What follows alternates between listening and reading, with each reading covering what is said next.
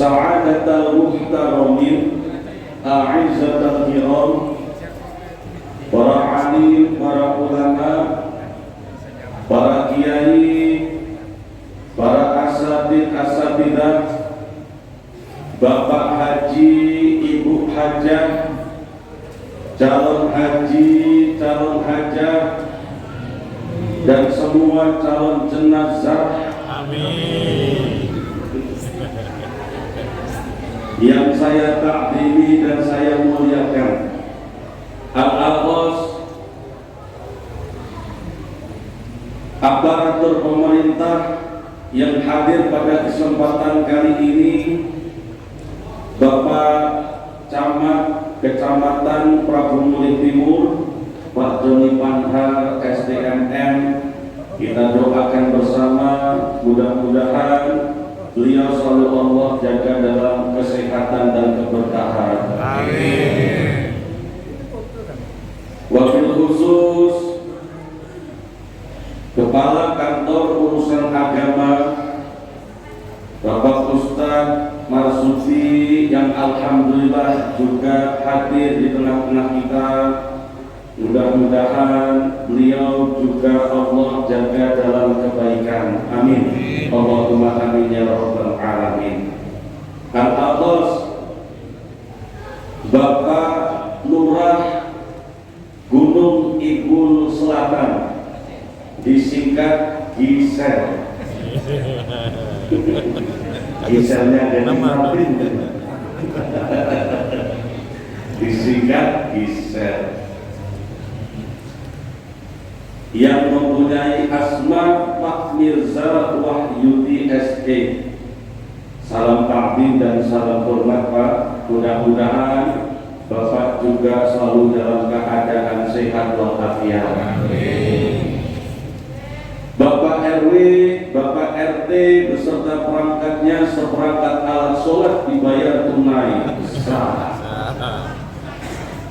Al-Aqos, Ketua Masjid Al-Hijrah Bapak Haji Agusi Taswani, Sarjana Pendidikan beserta jajaran soalnya orangnya siapa yang ngatain ini Pak? Nah ini aku manut yang ngatain Pak. Mudah-mudahan Pak Haji Agusi beserta jajaran pengurus Masjid Al-Hijrah selalu dalam keridhaan Allah Subhanahu wa Ta'ala. Amin. Sesepuh-sesepuh kita yang hadir pada kesempatan kali ini, guru-guru kita, kiai-kiai kita, ada Bapak Ustadz Haji Usman Jafar, Pak Haji Hendra Jaya, Pak Haji Jumbatul Ikhwani, Ustadz Firmansa, dan seluruh para asatid, para kiai, sesepuh bini sepuh yang mohon maaf tidak bisa saya sebut asma'nya satu persatu. Bapak Ibu jamaah rahimakumullah, ada satu makalah mengatakan ad-dunya makanul musibah. Dunia itu Pak tempatnya musibah. Ad-dunya makanul musibah. Dunia itu tempatnya musibah. Kenapa dunia disebut tempat musibah? Karena semua yang ada di dunia ini bakalan jadi masalah. Semua yang ada di dunia ini Pak, itu mesti jadi masalah. Contoh, ada orang tidak baca makan, masalah enggak Pak? Masalah. Orang tidak bisa makan, masalah enggak Pak? Masalah. Ada orang tidak bisa makan, masalah. Nak makan terus masalah. Pak. Orang tidak bisa minum, masalah. Minum terus masalah. Orang tidak pacak jalan, masalah. Nah jalan terus masalah, ngabisin duit tuh jalan-jalan terus. Dikasih panas masalah. Giliran turun hujan, masalah Pak. Belum nikah, masalah. Nikah terus, masalah. Nikah lagi. Belum punya anak, masalah. Nak punya anak terus, masalah. Apa yang tidak jadi masalah Pak? Tidak punya duit, masalah. Duitnya banyak, masalah Pak. Jangan anggap duit banyak itu jangan masalah. Banyak masalah. Duit banyak itu masalahnya banyak yang utang. Repot. Repotnya tuh pas nagih. Pas ngasih itu udah repot. Pas nagih jadi repot. Makanya hati-hati yang punya duit banyak, disimpan baik, jangan ditunjukin. Nanti datang itu ada yang mau utang. Maka dunia ini adalah tempatnya masalah. Dunia ini makanul musibah, dunia makanul musibah. Dunia ini adalah musibah karena semua yang ada di dunia ini bakalan jadi masalah.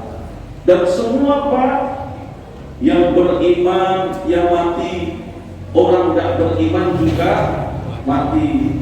Yang rajin sholat mati, yang tidak sholat juga mati. Yang sudah berangkat haji, yang belum juga, yang saat ini duduk di atas karpet, tidak, itu akhir dulu Pak, belum masuk ke situ. Untuk poinnya hanya untuk di kursi, langsung balas dendam lagi. Nyumpahin. Bapak Ibu rahimakumullah, makanya yang kita cari di dunia ini adalah ridho dari Allah Subhanahu wa Ta'ala. Kata Imam Ibnu Athaillah As-Sakandari di dalam kitabnya, "Ma tawaqqafa matlabun anta talibuhu bi rabbika wa la tayassara matlabun anta talibuhu bi nafsika." Kalau kita hidup di dunia ini Pak, sudah dapat ridhonya dari Allah, apapun yang kita lakukan ini diridhoi oleh Allah, maka semuanya bakalan beres kalau diridhoi sama Allah. Tapi kalau tidak diridhoi oleh Allah, semua permasalahan kita, semua urusan kita tidak akan pernah beres.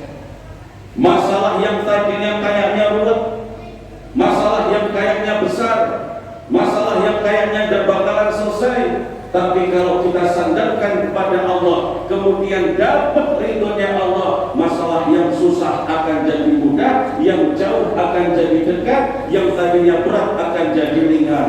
Itu kalau kita dapat ridho Allah, kalau kita sandarkan segala sesuatu kepada Allah. Tapi kalau saya sombong, bapak-bapak sombong, ibu-ibu juga sombong, punya urusan tidak mau disandarkan kepada Allah, punya urusan, punya hajat, cuma mengandalkan kemampuan sendiri, sombong. Wala tayassaru matlabun anta talibuhu bi nafsika. Yang seharusnya bisa digapai jadi jauh, yang seharusnya ringan jadi mudah, yang tadinya tidak ruwet Pak jadi ruwet, jadi susahnya.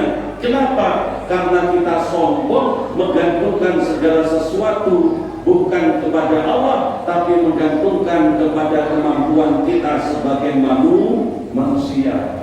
Manusia ini tidak bisa apa-apa Pak.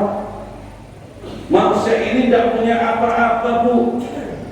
Buktinya apa? Contoh, kalau manusia ini tidak punya apa-apa dan tidak bisa apa-apa, mohon maaf, guru, ustadz, kiai, kerjaannya ngapain Pak? Pak, masih hidup dan Masih rat. Guru, ustadz, kiai, kerjaannya ngapain Pak? Ngajar ya, anak orang diajar ya. Ngajar ya. Orang diajarin agar jadi pintar.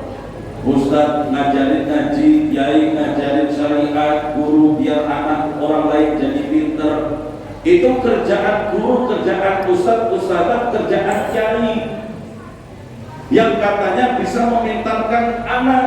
Tapi ingat Pak, kalau memang guru bisa memintarkan anak, ustadz bisa memintarkan anak, kiai bisa memintarkan anak, seharusnya anak seorang ustadz jadi ulama besar.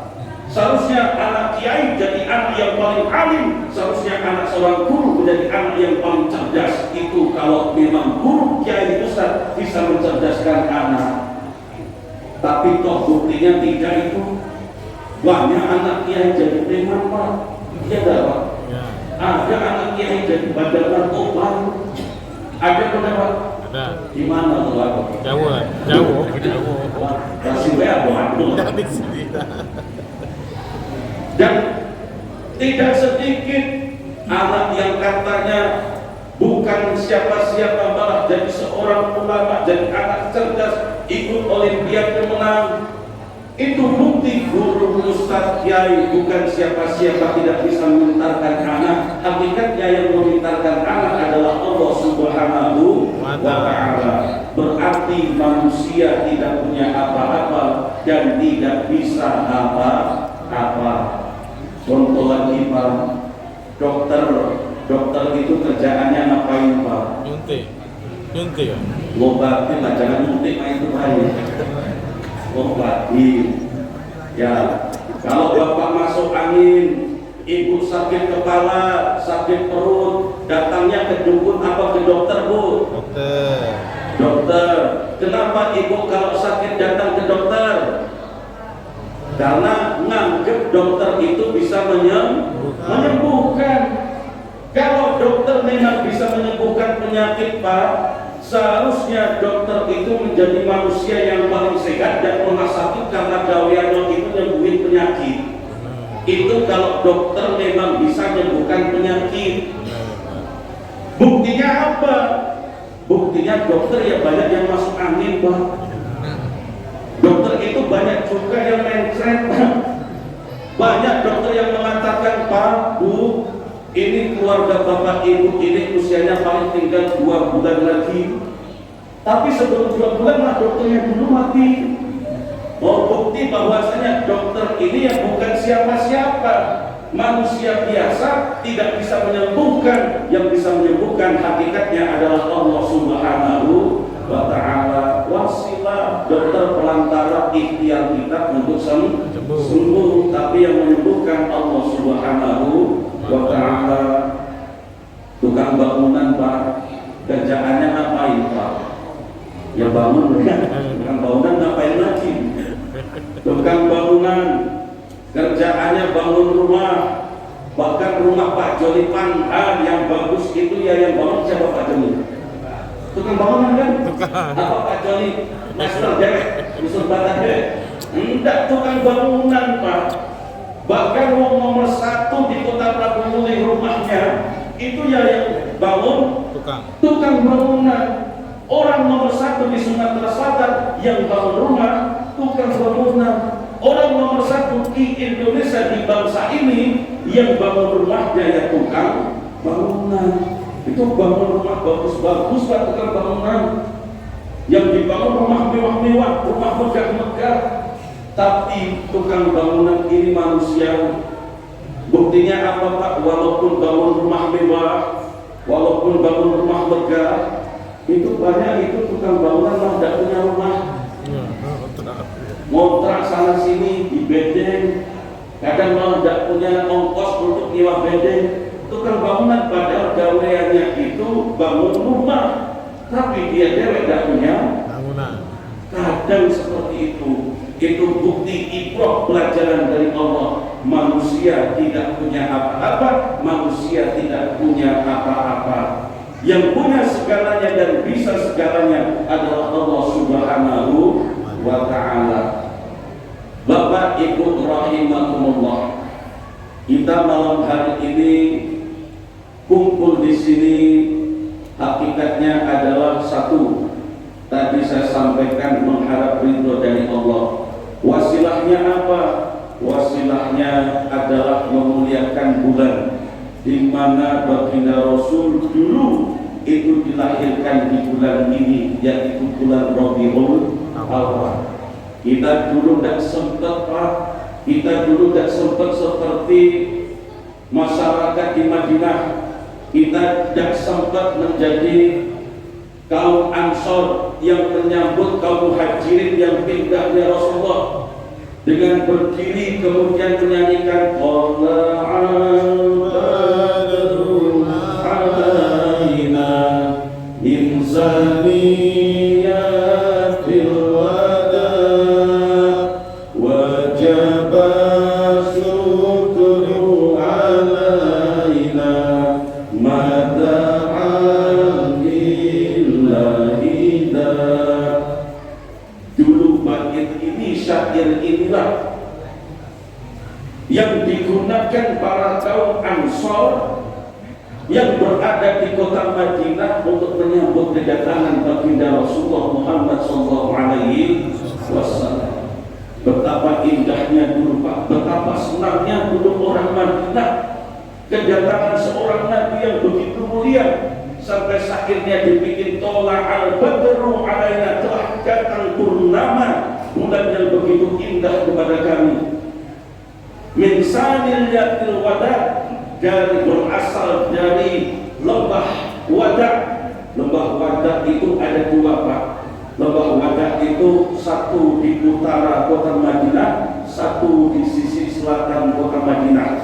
Tapi riwayat yang rajih, Rasulullah itu waktu itu datangnya berasal dari sebelah utara kota Madinah, di Sanil Wada yang sebelah utara kota Madinah. Karena waktu itu Rasulullah datangnya ke kota Madinah pasca beliau berperang, makanya datangnya dari sebelah utara. Min zaniyatil wada, Rasulullah datang dari lembah Wada. Wajaba syukru alaina, wajib bagi kita bersyukur. Wajib Pak, bapak-bapak wajib bersyukur, karena dulu orang Ansor di kota Madinah begitu datang baginda Rasul, mereka mengatakan wajib syukur alaina, kita wajib bersyukur karena ada kedatangan manusia yang begitu mulia yang pernah Allah ciptakan, baginda Rasulullah Muhammad sallallahu alaihi wasallam. Inilah betapa dulu luar biasanya kedatangan manusia yang paling mulia. Bapak Ibu rahimakumullah, baginda Rasul ini manusia yang Allah ciptakan menjadi manusia yang paling sempurna, manusia yang paling mulia yang pernah ada. Itu baginda Rasul. Tidak ada satupun manusia, tidak ada bahkan dari golongan Nabi dan Rasul itu menyamai kemuliaan dan tingginya derajat baginda Rasulullah Muhammad sallallahu alaihi wasallam. Gak ada Pak, gak ada Bu, manusia bisa menandingi kemuliaan Rasulullah. Gak ada itu Nabi Rasul dulu sama derajatnya dengan baginda Rasul, bahkan Nabi dan Rasul pun gak ada. Gak ada. Manusia yang paling mulia adalah baginda Rasulullah Muhammad sallallahu alaihi wasallam. Kalau kita mau sama, tidak ada yang mampu. Bapak-bapak kalau tak sama akhlaknya dengan Rasulullah tidak bisa. Ibu-ibu kalau tak sama akhlaknya dengan baginda Rasul tidak mungkin sanggup. Contoh Pak, satu, Rasulullah ini orangnya sangat tawadhu. Apa Pak tawadhu? Tawadhu itu rendah hati, tidak sombong. Rasulullah ini manusia yang paling tawadhu. Walaupun beliau ini tingkat derajatnya paling tinggi, tapi tawadhunya Rasulullah gak ada yang bisa menyaingi Pak. Kan lain sama kita, dikasih sedikit sesuatu saja sudah gak mau nunduk kalau kita Pak. Rasulullah itu manusia yang paling tinggi derajatnya. Rasulullah itu manusia yang paling sempurna yang pernah Allah ciptakan. Tapi ketika kita bicara akhlaknya, Rasulullah adalah makhluk yang paling tawadhu. Rasulullah adalah makhluk manusia yang paling rendah hati, yang gak kati kesombongan sama sekali di dalam diri Rasulullah. Itu luar biasanya baginda Rasul. Saking tawadhunya baginda Rasul Pak, saking tawaduknya Kanjeng Nabi, itu gak ada jarak orang-orang yang di sini Kanjeng Nabi, gak ada jarak. Mau anak kecil, mau seorang bangsawan, mau orang fakir miskin, sama Rasulullah gak ada jarak sama sekali. Anak-anak kecil Pak, kalau sama Rasulullah akan semua itu. Kayak Ustaz Firman takut sama anak-anak kecil. Kapan diem, kapan lari, kabur semua. Bubar. Kapan snack keluarin, habis semua. Nah itu Rasulullah sama anak-anak kecil begitu dekat. Karena apa? Tawaduknya Rasulullah tidak ada jarak. Bahkan ketika ada anak-anak kecil lagi bermain di kota Madinah Pak, marra ala ghilmani fasallama alaihim. Rasulullah itu kalau jalan, kemudian ada anak-anak lagi bermain, lagi petak umpet, lagi lari-lari, lagi main tanah, lagi main pasir, lagi main burung usur. Apa yang dilakukan Rasulullah? Fasallama alaihim. Rasulullah dulu yang nyapa. Nah, lagi ngapain lagi main burung usur, ya sehat-sehat ya. Assalamualaikum, lagi pada ngapain? Itu Rasulullah Pak. Sama anak kecil wae disapa duluan. Saking tawaduknya Rasulullah, tidak gengsi. Budak kecil, ngapain disapa? Itu kalau kita. Kalau Rasulullah enggak, ada anak-anak kecil lagi main, lagi nunggu ngaji, lagi main pasir, lagi main kurus, disapa dulu sama Rasulullah. Fasallama alaihim. Rasulullah dulu yang mengucapkan salam. Itu saking tawaduknya baginda Rasul. Sama anak kecil pun saja itu tidak ada jarak sama sekali. Bahkan Rasulullah itu saking dekatnya sama orang miskin Pak. Rasulullah itu punya doa gini, Allahumma ahdini miskinan. Tuh, berarti doa gitu Pak. Ya Allah, hidupkan aku dalam keadaan miskin. Berani doa gitu Pak? Coba siapa yang berani Pak? Habis sholat isya mimpin doa Allahumma ahdina miskinan. Ya Allah, jadikan hidup kami ini miskin. Ada yang mengamini tidak di belakang Pak? Kabur semuanya Pak. Gak ada yang mau mengaminkan. Itu doanya Rasulullah. Allahumma ahyini miskinan wa amitni miskinan. Dan kumpulkan kami dengan orang-orang miskin, dan kumpulkan aku ya Allah nanti di akhirat dengan kelompok orang-orang miskin. Itu doanya Rasulullah. Rasulullah itu minta nanti di akhirat Pak, minta dikumpulkan sama orang-orang miskin. Jadi setelah dapat kabar Pak ini, kira-kira bapak-bapak pertimbangannya kenapa Pak? Nggak kaya Pak. Apakah ganti doa atau Rasulullah itu berdoa, ya Allah kumpulkan aku nanti fi zumratil masakin, dengan kelompoknya orang-orang miskin. Itu doanya Rasulullah Pak. Ketika Rasulullah berdoa, manusia yang paling mulia dan mungkin ditolak, la turaddu da'wah, tidak akan pernah doanya baginda Rasul itu ditolak oleh Allah Subhanahu wa ta'ala. Berarti orang fakir-fakir, orang miskin-miskin nanti Pak, benar-benar menjadi sahabat Nabi, benar-benar akan dikumpulkan dengan baginda Rasulullah Muhammad sallallahu alaihi wasallam. Tapi fakir miskin yang menjaga tauhidnya, fakir miskin yang menjaga akidahnya, tidak cuma fakir miskin. Ini sudah fakir kafir. Nah, dokter, Bapak Ibu rahimahullah. Kemudian tawaduknya Rasulullah itu, kalau setiap Rasulullah itu pulang ke rumah Bu, Rasulullah pulang ke rumah itu ada suatu riwayat mengatakan jika Rasulullah berada di rumah, dari Sayyidatina Aisyah radhiyallahu anha, itu wa yusifu na'lahu. Rasulullah itu kalau sandalnya putus itu dibenerin dewek Pak, disol dewek. Bapak-bapak tahu disol Pak? Nah, sandal putus itu disol dewek sama Rasulullah. Wa yuhitu saubahu, kalau ada baju yang sobek itu beliau itu dijahit dewek dan minta dijahitkan sama istri beliau. Itu saking tawaduknya baginda Rasul. Wa yarfa'u dalwahu, dan Rasulullah ini sering ngangkat junjung air untuk mandi, ngangkat junjung air untuk cuci pakaian. Itu kalau Rasulullah di rumah gitu. Rasulullah ini sering membantu pekerjaan rumah kalau Rasulullah sedang berada di rumah. Saking tawaduknya baginda Rasul itu, kalau di rumah yang mengerjakan pekerjaan rumah, bantu pekerjaan istrinya. Bapak-bapak juga gitu, Pak. Pak, bapak-bapak juga gitu. Bu, ionnya apa dah, Bu? Ada.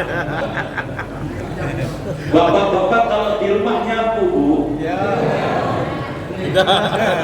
Bu, bapak-bapak kalau di rumah bantuin ngepel. Apa kilo bapak-bapak ini? Bapak-bapak nyuci pakaian dewe, Bu. Istri santai. Itu Rasulullah. Tawaduknya Rasulullah sampai pekerjaan Sayyidatina Aisyah radhiyallahu anha itu dibantu semuanya sama Rasulullah. Jemur pakaiannya dibantu, nyuci pakaiannya dibantu, nyapu ya dibantu. Semuanya yang masak ya dibantu, saking tawaduknya Rasulullah. Ia memuliakan istri beliau karena ada kaidah mengatakan ma akraman nisa ila karim, hanya suami yang mulia yang bisa memuliakan seorang istri. Ingat, suami yang mulialah yang bisa memuliakan istri. Kalau bukan suami yang mulia, berarti tidak bisa memuliakan istri. Ma akraman nisa ila karim, hanya laki-laki yang mulia yang bisa memuliakan wanita. Hanya suami yang mulia yang bisa memuliakan istrinya. Jadi kalau ingin jadi suami yang mulia, maka wajib bisa memuliakan istrinya. Setuju apa tidak, Bu? Ibu-ibu setujunya kalau yang ini? Serius, Pak? Kenapa kok gitu? Karena memuliakan istri ini menjadi kunci kesuksesan bapak-bapak. Di dalam Islam, Pak, diterangkan suami itu bisa sukses bukan karena kerja keras seorang suami saja. Kalau ada laki-laki sukses, Pak, ada suami sukses, itu bukan hanya sekedar kerja keras suami baik, tapi bisa sukses karena ada doa istri di belakangnya. Betul apa enggak, Bu? Puasnya menang. 2-0. Iya. Lah berapa kosong, Pak? 2-0. 2-0. Kalau ada suami sukses, gak boleh sombong. Kesuksesan laki-laki, kesuksesan seorang suami itu pasti karena ada istri yang hebat di belakangnya, ada doa istri yang mustajab di belakangnya.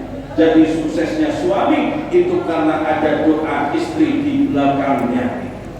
Makanya, Pak, kalau ada suami sampai sekarang kok belum sukses, maka saran saya cepat-cepat ganti istri. Wali kota, Pak. Wali kota. Wali kota. Nah ini lah 2 tahun lah kerja kerasnya, lah 30 tahun lah banting tulang kok gak sukses. Jangan-jangan bukan salah kita, Salah istri. tapi salah doa istri kita. Maka cepat-cepat diganti yang doanya mustajab. Setuju, Pak? Ini enggak, Pak. Ya, kalau satu saja bisa sukses, apalagi 4 lagi 4. Wali kota. Gini Bu. Jadi 21 ya. Nah, gini Bu. Kita di dalam Islam itu sudah dikasih contoh sama Allah tentang rumah tangga. Ada suaminya soleh, istrinya nakal, kayak Nabi Nuh. Nabi Nuh itu suaminya soleh, istrinya nakal itu yang pertama. Ada istrinya yang solihah, suaminya yang nakal, kayak siapa? Kayak Fir'aun. Fir'aun itu suaminya yang nakal, istrinya yang solihah. Ada suami istri semuanya nakal, kayak siapa? Abu Jahal. Yang keempat, contoh yang keempat, suaminya soleh, istrinya solihah, itu kayak Nabi Ibrahim. Nah, kalau ibu-ibu pengen contoh yang pertama, kedua, ketiga, apa keempat? Empat Nabi Ibrahim. Nah, ibu milih contoh yang keempat, Nabi Ibrahim. Nabi Ibrahim itu suaminya soleh, istrinya solihah. Ibu milih Nabi Ibrahim. Contohnya Nabi Ibrahim, suaminya soleh, istrinya solihah. Tapi Nabi Ibrahim istrinya ibu yang milih itu. Dua sama. Pas ya Pak ya?